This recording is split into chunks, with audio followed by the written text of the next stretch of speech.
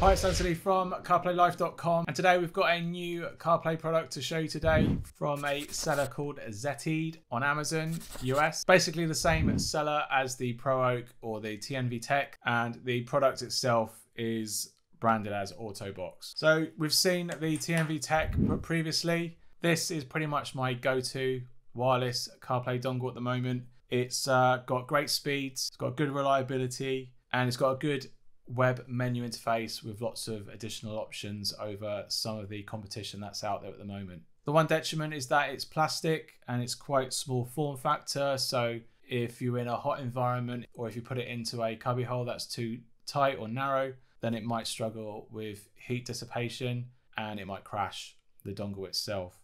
But personally for me, I've not had that issue. But what they've done, they've brought out a space grey version. It has a larger aluminium casing, so that's going to help with the heat dissipation.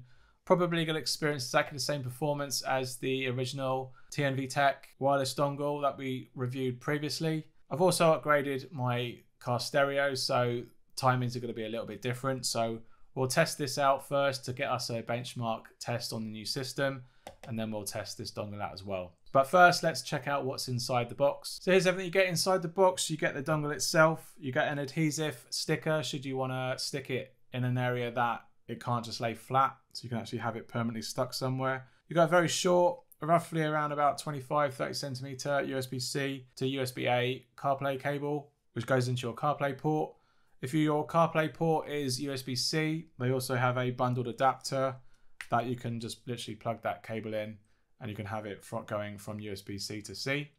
Small little manual, probably tells you how to get everything connected, use its user interface, how to access frequently answered questions, and how to update the dongle. And there's also a separate card that also tells you how to update the dongle as well. So let's have a look at the dongle itself. It comes with some peel off here because it's protecting a rather glossy cover on the top and back.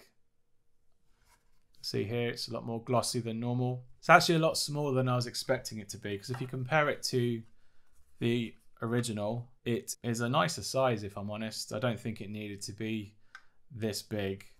You've got some of the same kind of exit holes. You've got the aluminium on the outside, and it's plastic still on top, but at least this part will help with the dissipation, depending on how the chipset's been sat inside the casing.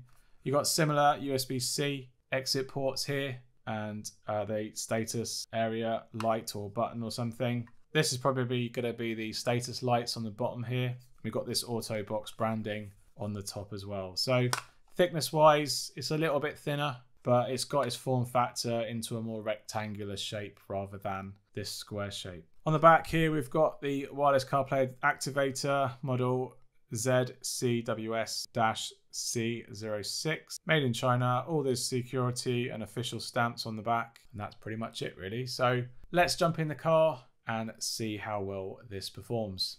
A few moments later. Right, change of plan. Turns out that my ZETEADE head unit doesn't seem to like any of these dongles. So today we've got the Coral Vision Pro CarPlay display here. So first things first, we need to do a benchmark. So we're going to use the original AutoBox here just to see how fast that boots up, and then we can compare it to the new one. So we're going to connect now. So we're connected. It took around about 10 seconds into the boot menu, and then 18 seconds in total to get into the CarPlay system. So that's pretty good overall. It's one of my favorite dongles just because of its speed, as well as the functionality that's on its menu settings interface. So we've got a benchmark around about 18 seconds. So let's disconnect the dongle, and we're going to go in with the new dongle here. So we're going to connect up. Status lights are illuminating here. So I think that's a little bit quicker than the original, but now we need to pair to the actual dongle itself. So we're going to go to our Bluetooth settings, look for the Smartbox profile to show up. There we go. Going to tap that. A few moments later. And now we're into Wi-Fi. So it wasn't a seamless experience. So we're going to disconnect this box now. We're going to do a fresh start as if we just got in the car and booting up the dongle. Right, and we're in. So I think that's a little bit longer than the original, but I'll put down in the timestamp down below what that is. But now we're into the system, everything looks fine. Going home will take us back to the system itself, the car system. And once we're into CarPlay, everything is as you would expect it. So the same Wi-Fi delay that you're going to get with wireless CarPlay. It's roughly around 2 seconds for the changes that you see on the display versus what you hear from the car stereo speakers.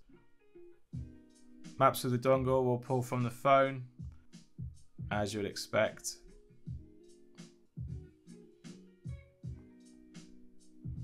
Send an audio message to test. Hi, this is Anthony from CarPlayLife.com. This is an audio test on the Coral Vision microphone with the AutoBox wireless dongle, and this is an audio test. Hi, this is Anthony from CarPlayLife.com, and this is an audio test of the microphone input. So I think that microphone test is successful. Sounds good, sounds clear through the microphone of this system itself, so that's not too bad. Let's have a look and see if we can connect to the dongle's settings interface. You can see here that we're in, and we've got the build number, the unit type, problem description, and then we do have a new update. So let's have a crack at updating. So it's downloading the firmware. Dongle's now flashing as it updates. Dongle now looks like it's applying the update. Okay, the dongle's now stopped flashing. It's probably now rebooting.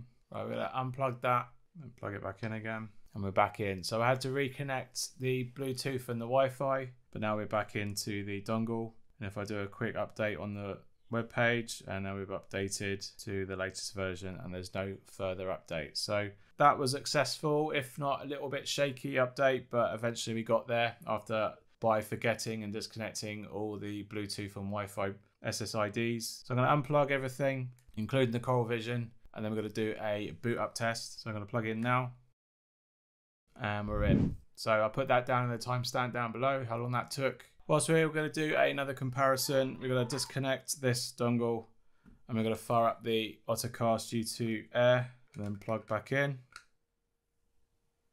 And we're into the main menu. So I think the Air might be a little bit faster, but I'll put the timestamp down, and then you can see how much faster or slower it is to the AutoBox here that we've got. So we've looked at the main big ones. These are the 3 of my favorites. And you can see that even though the form factor is a little bit different, you might get some better performance with the aluminium casing in terms of the heat dissipation and it crashing based on heat. And you might get improved Wi-Fi signals as well. So looking at the specs, it looks like that this dongle is built off the same architecture and circuitry as the U2-Air has. So we're probably going to have similar performance. So overall, it should be a good performing dongle over time as well, just as much as the Air is. So if you're looking for a fast dongle and you can't get hold of the original, or you want something that's a little bit newer and has better heat dissipation with the aluminium casing, then I would probably definitely check out this AutoBox. So this box sells from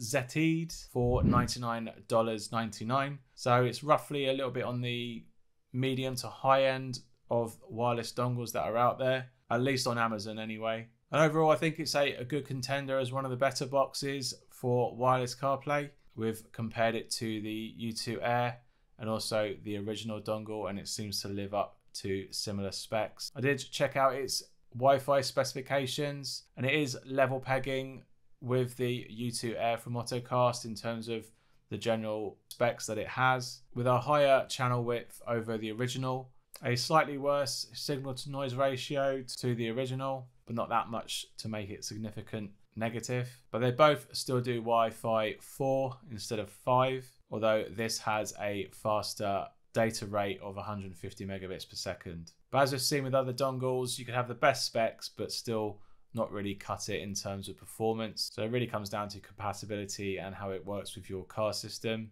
as well as your iPhone and just general speed. But in terms of its UI, it is a little bit worse in its menu system. It's a little bit more lightweight now. It doesn't have the same kind of features as the original one does. The original did have all these settings, which I found to be a lot better. But if it is using a similar firmware with settings, then I pretty much prefer the original because it has so much more customization than the the new one that it's replaced. But if you were to buy this from Amazon today, there's a likelihood that this might have similar firmware to the new one anyway. So in that regard, it's probably not much different. So checking out the firmware of the U2-Air, it does have the same firmware number. So they'd basically be running exactly the same software. So in reality, the U2-Air and the new AutoBox, they're practically the same thing, just in a different case, I think. So overall, that's a shame because you would have got much more features if they kept the similar firmware, but there's a likelihood that might have had limited compatibilities with certain systems.